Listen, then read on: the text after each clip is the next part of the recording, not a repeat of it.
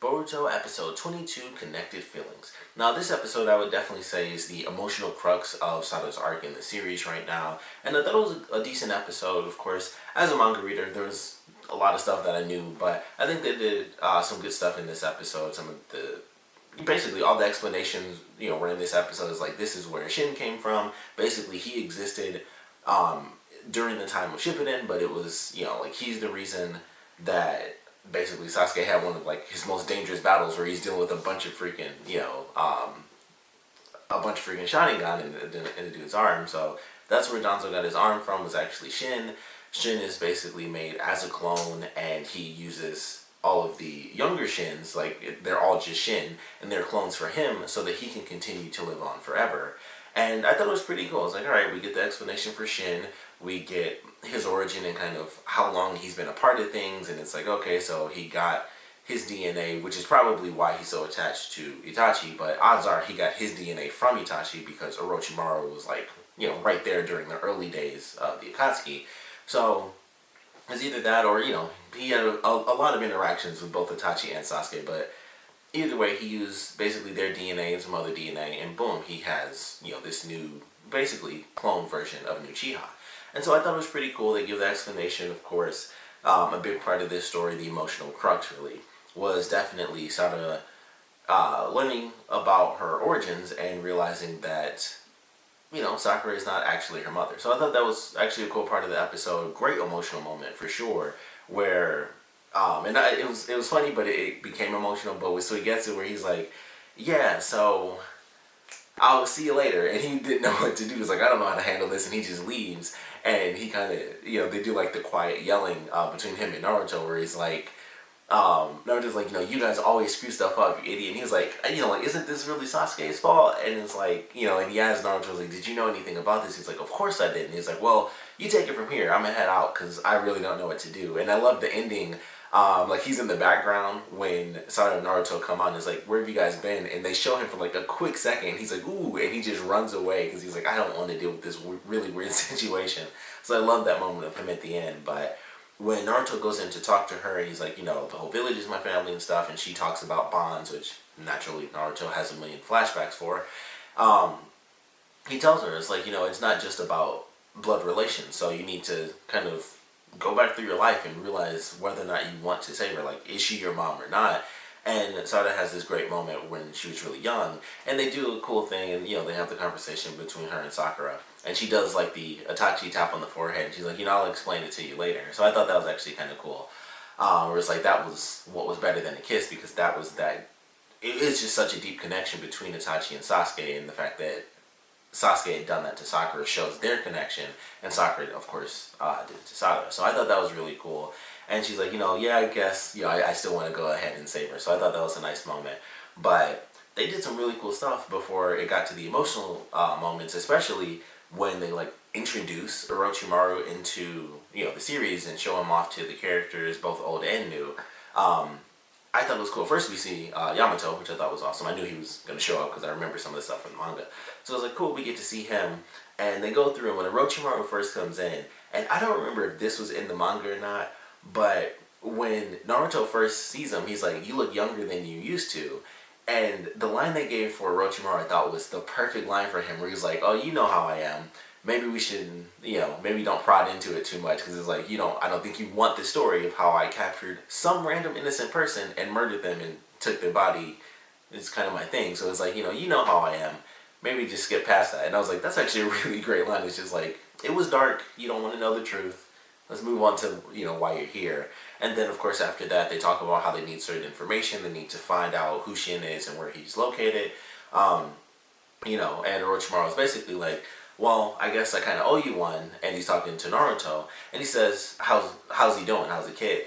And I was like, okay, that's interesting. Because that definitely was not in the manga. That's like the one thing I know for sure was not in the manga because of the, the time period that the manga was actually created. And I could be wrong, but I'm pretty sure that that's not the case, mostly due to the fact that there's some extra stuff. I'm trying not to spoil it, but I say it a million times.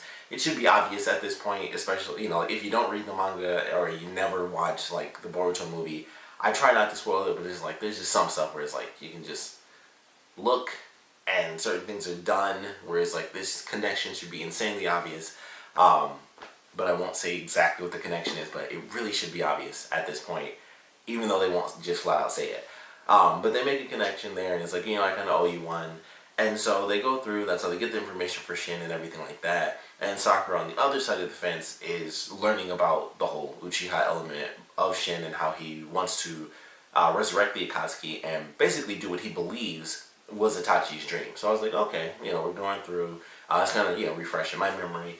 But I liked the episode. I thought it was a decent episode. Mostly, like I said, it really was the emotional crux of this entire arc so far. I do believe the next episode is going to be the finale of this arc, because once they go into like the main base, at least from what I remember in the manga, it kind of shuts down all the talking. It was like, all right, we had the explanation, we had, especially with that having been like the very first manga, there was a lot of dialogue, introducing the characters and talking about how these characters exist in the universe of Naruto now. And then, it's like, all right, we're at the base of the enemy, fight time. And that was pretty much all there was to it. So I'm pretty sure the next episode is going to be the end of the arc. They could stretch it out to 2, but I don't really know how, because there was so little dialogue. I mean, unless they do like just a huge action episode, which I kind of doubt they'll do, even though that would be amazing, just do like a giant action episode and then go into the finale. I do believe this next episode is actually going to be the end of the arc. So I'm curious to see where we're going to go from there, but I'm excited, because especially with that being like the huge fight, there's like a lot of characters and a lot of stuff that happens, because of course with there being clones, you can make a bunch of clones, so there's like a lot of enemies to, kind of just cannon fodder basically to throw around to every single person to fight. So it's actually a pretty decent fight, because there's a bunch of people. Of course they, take off at the end of the episode. They do reference something that I mentioned in my last review, where I was like, they're fighting and stuff, and I was like, I'm not really sure what the deal was. I was like, if Sasuke just kind of armored up, everything would have been fine. So I didn't know what was happening there. And then they explained it was like, yeah, my power has come back. And Naruto's like, oh, your power is diminished.